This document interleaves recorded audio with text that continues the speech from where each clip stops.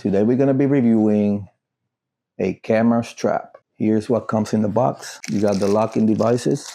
You got two locking devices that goes on your camera, and then we'll have a plate that goes under your camera. So then we have a well-made 1-inch nylon strip. It's the camera strap. You see, it's very well made. Has rubbery where your shoulder goes or your neck. It's very nice and rubbery. Made out of gray nylon.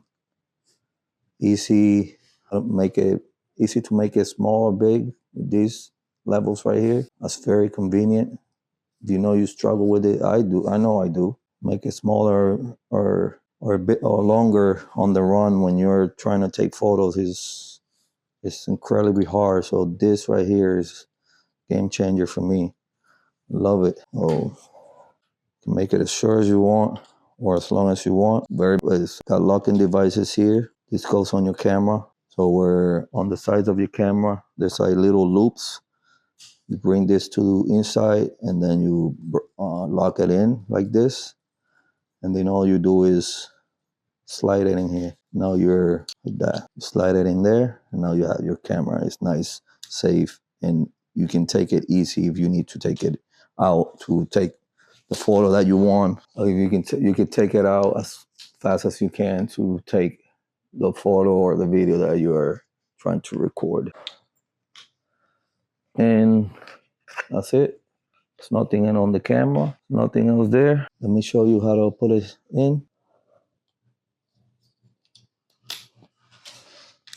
Basically, you see these hooks right here, has two. You do is run this through it and run this part in it. Same with this one. And this is for every camera. All the cameras have these little hooks. Now you're secure, nice and secure. That's it. Then you grab your neck strap and you lock it in. 1 and 2. That's it. Put it on and you're ready to go. You can put it like this.